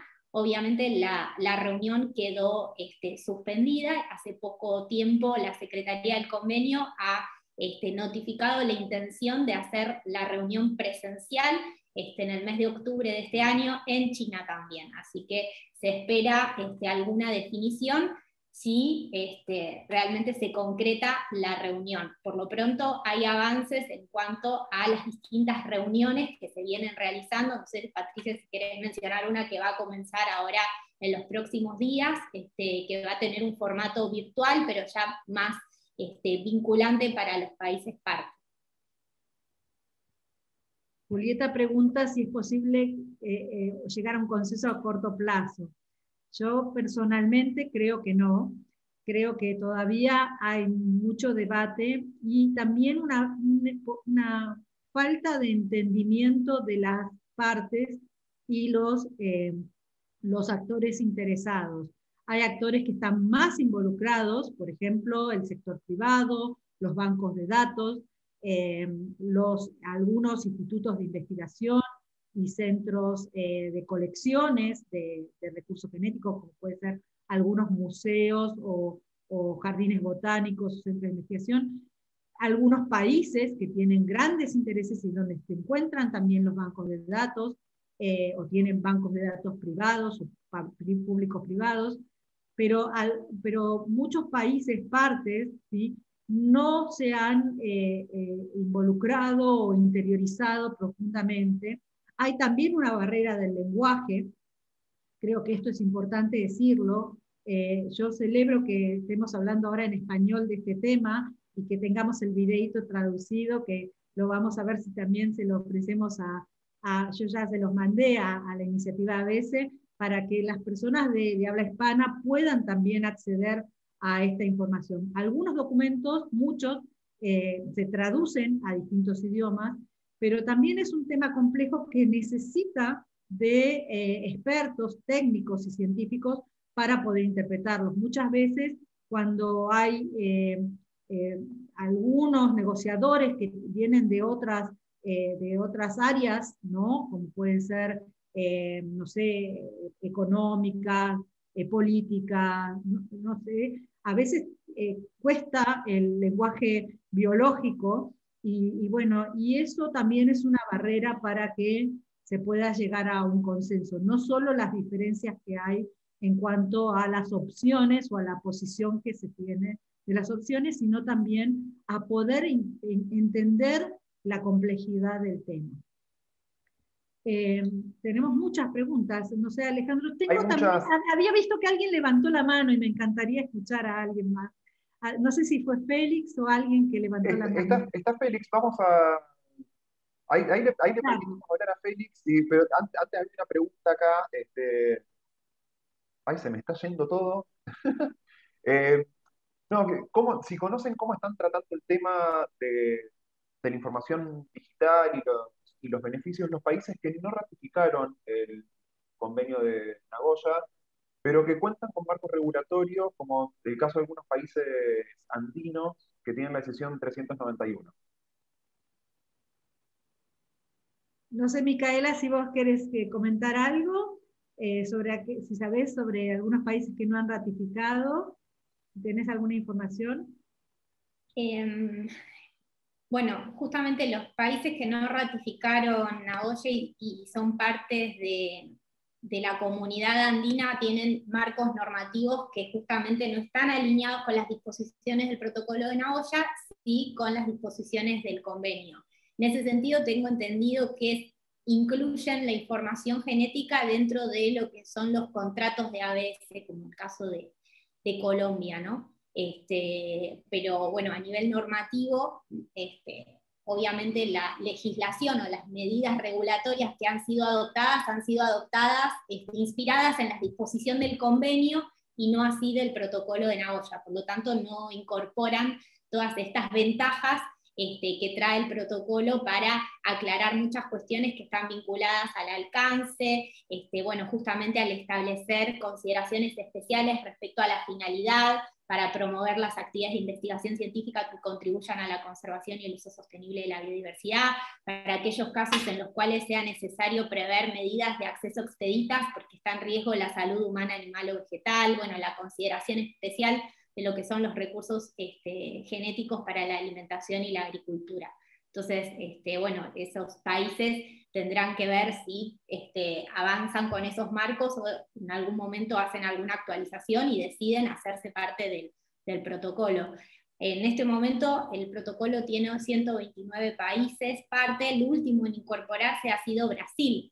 Creemos que todavía no ha entrado en vigencia para ellos el protocolo, porque vieron que una vez que se deposita el instrumento de ratificación hay que esperar un plazo de 90 días para que el instrumento se vuelva jurídicamente vinculante para el país. Estamos en ese plazo, por eso es que son 129 partes, y bueno, Brasil está ahí por entrar. Creo que hay algunos participantes de Colombia, no sé si querrían, o bueno, que pueden ampliar un poco sobre este tema, ¿no? Sobre cómo los países andinos de alguna manera tratan el tema o llevan el tema no siendo parte del protocolo. No sé si alguno se anima. Hay dos participantes levantando la mano. Sí, vamos a permitirle hablar a Félix y después a Esteban Neira que están levantando la mano. Bien. Gracias por darme la palabra y gracias por la charla, Patricia, Micaela y a ti, Alejandro, por la moderación. Muy interesante. Lamentablemente tuve que irme 10 minutos a abrirle la puerta a mi hija, pero ya estoy de vuelta. Y bueno, les hablo desde Italia, desde el Centro Internacional de Ingeniería Genética y Biotecnología en Trieste. Yo trabajo aquí en el grupo de ciencias regulatorias. Así que, bueno, nuestro trabajo se basa casi un 100% con el protocolo de Cartagena del CBD y apenas estamos empezando a explorar otros protocolos del CBD como Nagoya y otros asuntos, ¿no? Entonces, veo que el asunto de la información digital de las secuencias se añade, ¿no? a la pila de asuntos que el CBD necesita, bueno, que se necesitan acuerdos internacionales, ¿no? Se añade a la pila de las nuevas técnicas de fitomejoramiento, se añade a los problemas con la biología sintética y con muchas otras cosas.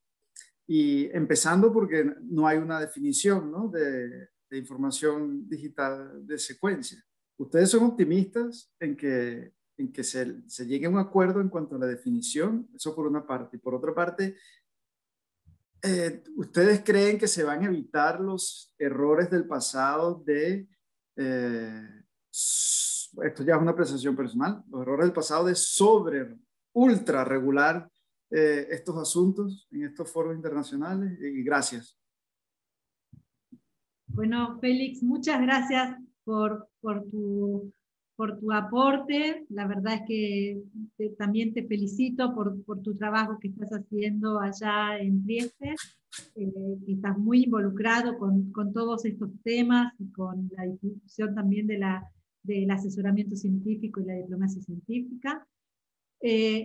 Yo personalmente, esto es una apreciación personal, estos procesos siempre son muy largos y en general vienen detrás de la tecnología, de las problemáticas o de los desafíos que enfrenta la humanidad. Siempre los instrumentos van un poquito detrás de la aparición de estas situaciones. Entonces, creo que en este tema particular venimos bastante rezagados y los procesos son muy largos. Sin embargo, yo celebro el reconocimiento y espero también que este reconocimiento sea no solo para, digamos, que tenga que ver con la conservación y el uso de los recursos genéticos y de la biodiversidad, que me parece que hay un gran potencial ahí, no solo para la utilización, sino también para la vida en la tierra, la vida saludable en la tierra de todos los individuos y de las especies.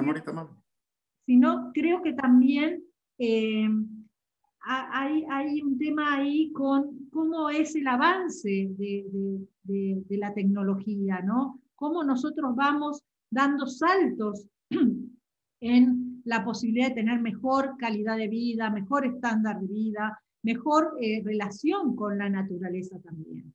Entonces, yo celebro que esto se esté debatiendo y otros temas también, a pesar de que vayamos un poco detrás y a los tumbos. Creo que en la próxima COP este tema va a ser central,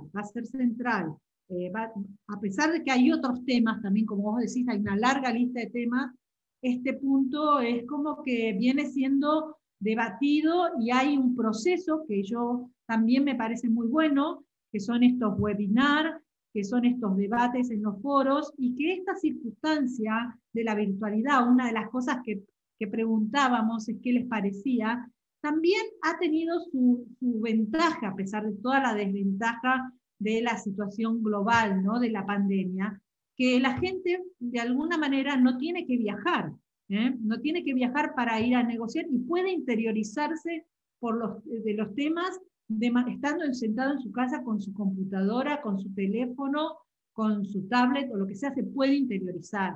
Entonces, yo creo que eso hay que destacarlo, que si bien los procesos de negociación todavía no han sido protocolizados como para que sean válidos, porque están empezando a hacerse de manera informal, virtual, ¿sí? Pero no son verdaderamente procesos de negociación, pero toda la preparatoria para esos procesos de negociación que está teniendo estos materiales virtuales, como el video, como las reuniones virtuales que se están haciendo ahora, que van a empezar ahora en mayo, ¿sí? del CDB, de los organismos, de los órganos subsidiarios, y también los webinars que se vienen haciendo en el marco del CDB y otros organismos, creo que contribuyen a que haya mayor alcance de los países y de los expertos y de los negociadores para comprender el tema y que mínimamente se pueda llegar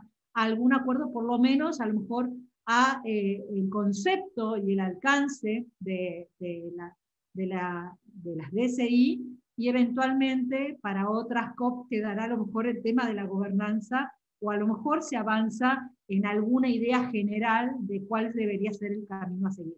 Pero lo veo difícil, pero celebro que se esté tratando y celebro esta situación de la virtualidad que creo que, en mi opinión, ha permitido llegar a más gente, a pesar de que todavía falta que mucha gente se involucre y entienda del tema.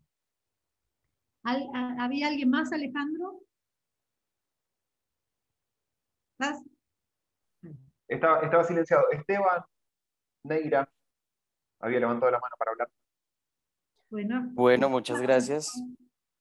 Un saludo para todos. Mi nombre es Esteban Neira y les hablo de Colombia, del Grupo de Recursos Genéticos del Ministerio de Ambiente y Desarrollo Sostenible, que en Colombia somos la autoridad nacional competente en materia de acceso a recursos genéticos y sus productos derivados. Bueno, primero quería agradecerles por esta discusión. Realmente la información fue muy pertinente, muy útil y muy completa. Entonces, nosotros celebramos pues todo este tipo de iniciativas que se desarrollan en torno a las discusiones de DSI. Como lo mencionaban, nosotros no hemos ratificado Nagoya, sin embargo, pues tenemos un gran interés en hacerlo así. La realidad de por qué no se ha ratificado ha sido un tema más logístico y de gestión con el tema de la consulta previa con las comunidades. Pero sin embargo, también como lo mencionaban, pues toda nuestra normativa de acceso a recursos genéticos se deriva de la decisión andina y bajo esas disposiciones normativas nosotros también acogemos actualmente pues la información genética digital sobre las secuencias. Si bien hasta el momento no hemos celebrado un contrato exclusivamente para el uso de información genética digital, nosotros dentro de nuestros permisos de ABS, que son a manera de un contrato, nosotros incluimos una cláusula donde, por ejemplo, los usuarios de esos recursos genéticos se comprometen a divulgar el origen colombiano de las secuencias en caso de que las liberen en bases de datos, y asimismo la posición nacional que se ha manifestado pues, en varios escenarios y en varios encuentros de discusión es similar a otros países de la región, en donde pues en el momento para nosotros es muy importante que se respete la soberanía sobre nuestros recursos genéticos, y en ese sentido nosotros incluimos la información de digital de esos recursos genéticos como parte de ese recurso, porque pues es información que es homóloga y información que es posible transformarla nuevamente en material biológico, que es posible incorporarla directamente en un desarrollo. Entonces, bajo ese punto de vista, para nosotros es muy importante que esa información sea tenida en cuenta como parte de ese recurso que una vez fue parte de un recurso biológico.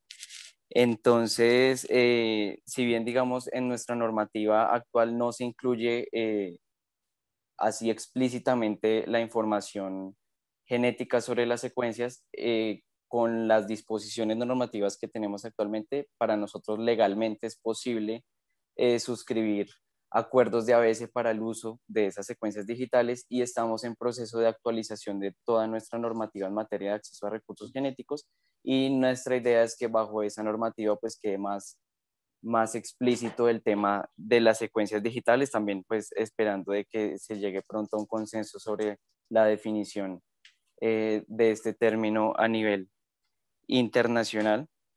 Entonces pues esos eran mis comentarios en torno a lo que estaban mencionando de cómo los países que no tenemos ratificado el protocolo de Nagoya abordamos este tipo de información. Bueno, gracias Esteban por la aclaración. Aquí también veo una pregunta muy importante, interesante, que tiene que ver con Alexandra. Dice que quería preguntar qué lugar le da la voz de los pueblos originarios frente a la postura de los países hegemónicos. Respecto a la virtualidad, la ventaja está en estas discusiones, es indudable. Sin embargo, el acceso a la virtualidad dista de ser universal, ¿no? Creo que es muy, muy importante tu comentario. Primero, respecto de la voz de los pueblos originarios, quería comentar que en algunos instrumentos esa voz, digamos, está como más representada y en otros a lo mejor un poco menos, pero en el último ATEC ampliado, ¿sí?, hubo 2 representaciones de pueblos originarios que participaron del grupo de expertos, ¿no? Y esto me parece que es un gran precedente, porque salvo en las reuniones a lo mejor que tienen que ver con los temas particulares de los conocimientos tradicionales, ¿no?, que tiene que ver con el artículo 8J del CDB, me parece que no se le ha dado una participación en los grupos de expertos, y en este último grupo, que fue el grupo de expertos ampliado, han tenido participación los pueblos indígenas y comunidades locales. También existen otros instrumentos que sí reconocen un poco de manera más expresa esto, a pesar de que también el CBD tiene un gran reconocimiento de los pueblos indígenas y comunidades locales, el protocolo de Nagoya también, que es el Tratado Internacional de los Recursos Fitogenéticos en cuanto al reconocimiento de los derechos del agricultor. Pero esta voz, de alguna manera, tiene que ser construida, ¿no? Tiene que ser construida a partir de, justamente, de participar en debates, en tener el acceso a la información, a pequeños grupos a lo mejor de trabajo y de debate, y yo creo que aquellos que están cercanos a los pueblos indígenas y comunidades locales deberían hacer un esfuerzo para hacerles llegar estas posibilidades de debate, ¿no? De hacer pequeños grupos de trabajo, pequeños grupos de información, conversatorios, para que puedan entender. Entiendo que la virtualidad a lo mejor es difícil para estos grupos, por eso quizás este no es el mejor momento, pero por el tema de la pandemia. Pero pienso que hay un trabajo ahí de campo muy importante por hacer en cada uno de los países, en cada una de las partes, y también en los instrumentos internacionales para poder llegar a estos grupos y para poder también incluir la voz de ellos también en estos debates. No sé si, Micaela, ¿querés agregar algo o si tenemos alguna otra pregunta?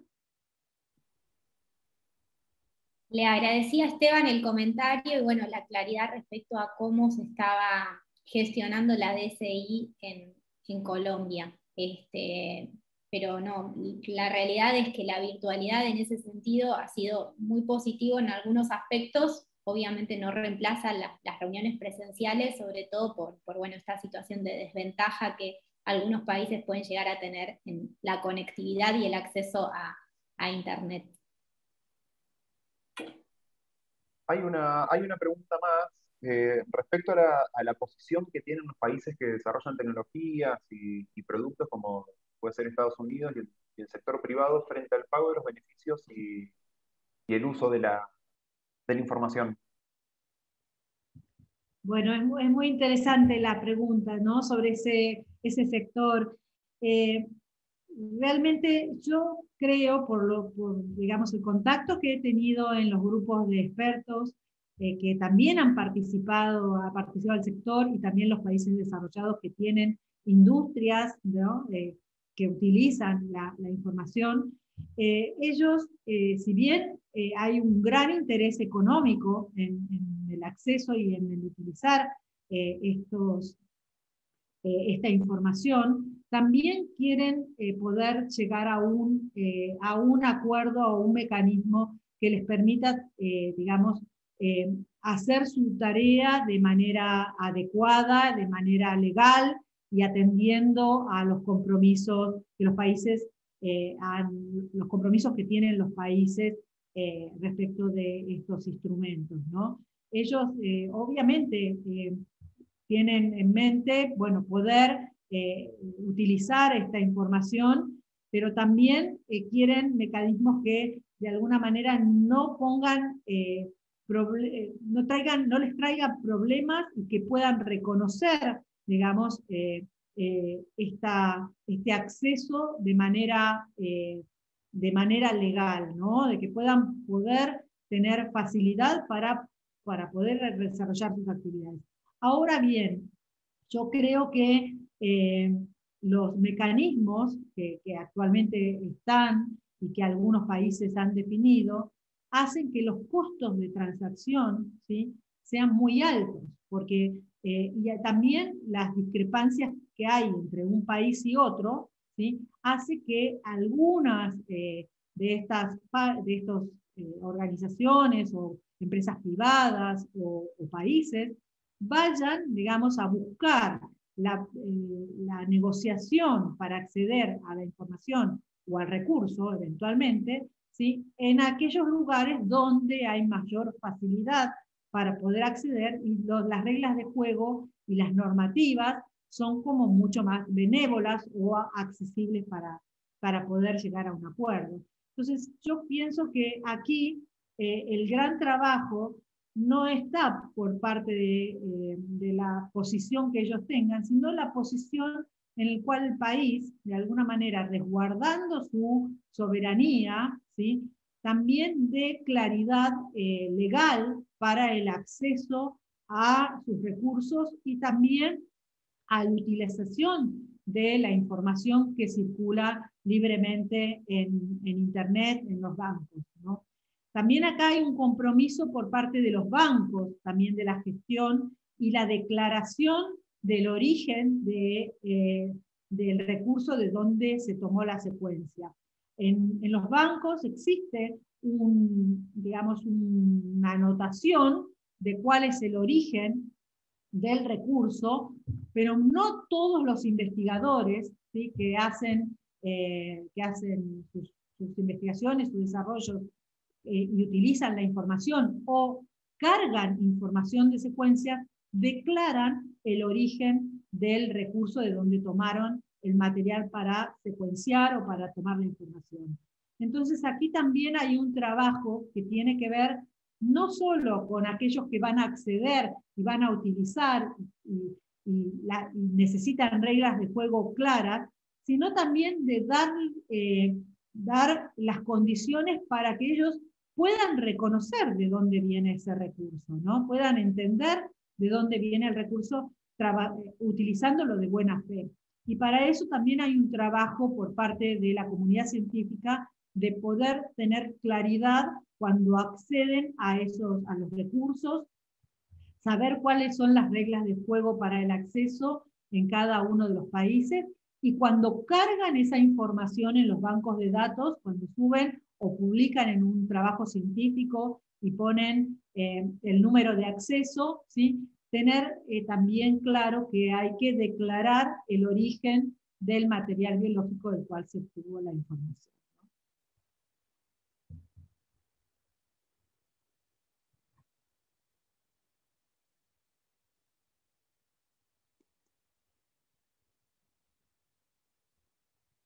Bueno, no sé si tenemos algunas otras preguntas. Si algunas se nos ha pasado, por favor levanten la mano. No hay ningún problema en escucharlos también. Así que, no sé, Alejandro, si vos identificás alguna otra. Alguien pregunta si los materiales van a estar disponibles. Sí, la presentación va a estar disponible, también el video. Y en la presentación hay un montón de links que tiene que ver con la información y para poder también ampliar sobre el tema.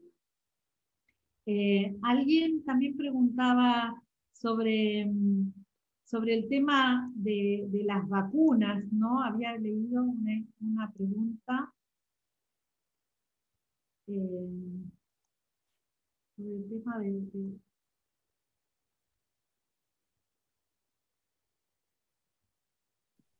no sé si se me pasó.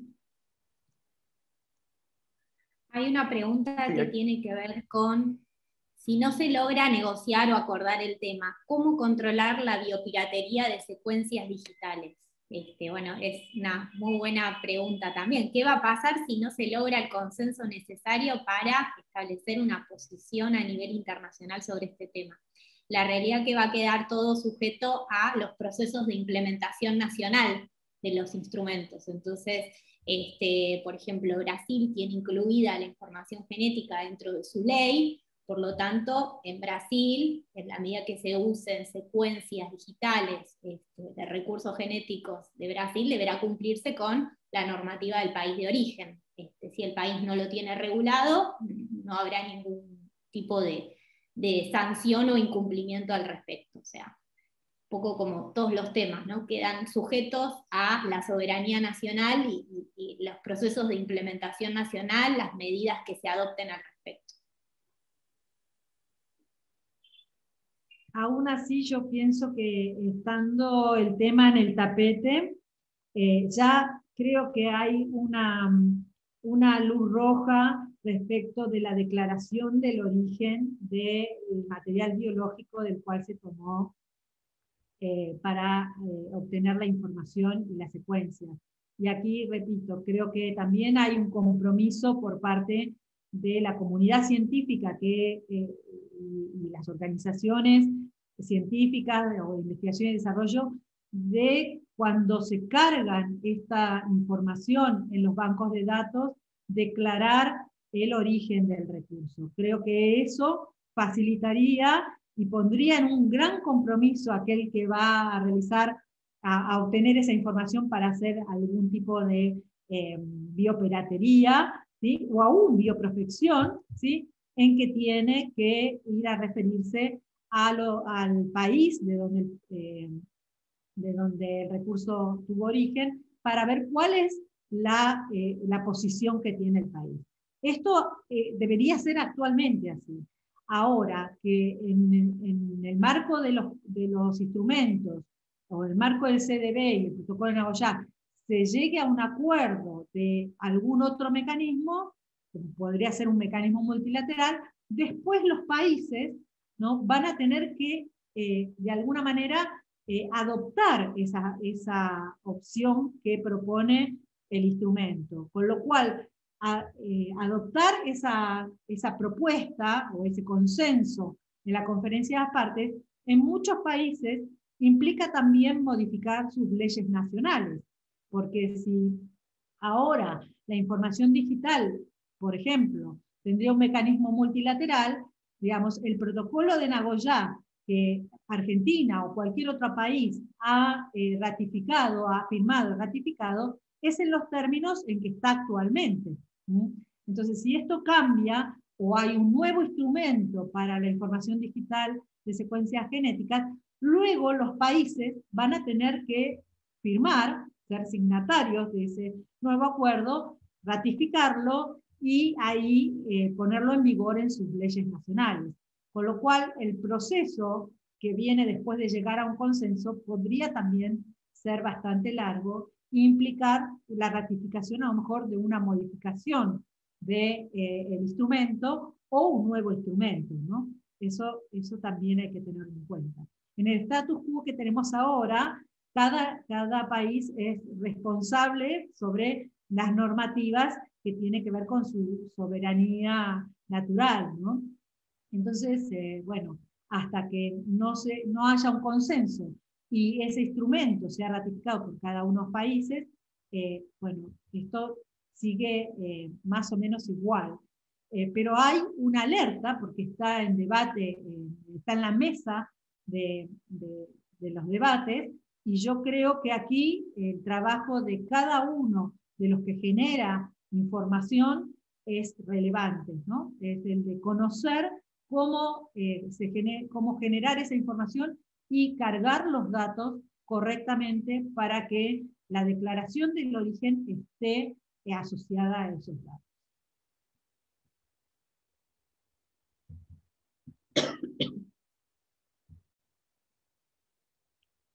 Bueno, no sé si tenemos algunas preguntas más. Ya estamos llegando al horario. Estamos llegando al horario. Bueno, hay una pregunta que quieren saber si pueden compartir sus mails de contacto, Patricia y Micaela. Sí. Por ahí los podemos dejar por el chat.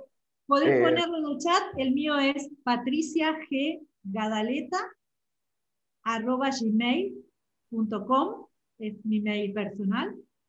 Así que Micaela es micabonafina@gmail.com. No sé si Alejandro lo puedes escribir. El de Mica, ¿cómo era? Mica. Ahí lo escribo en el chat también. Bueno, perfecto. Gracias. Mica, no tenemos errores. Así que, bueno. Solo recibimos comentarios buenos. Yo, no sé, por mi parte, bueno, quería agradecerles a todos los que participaron. La verdad es que a mí me da mucha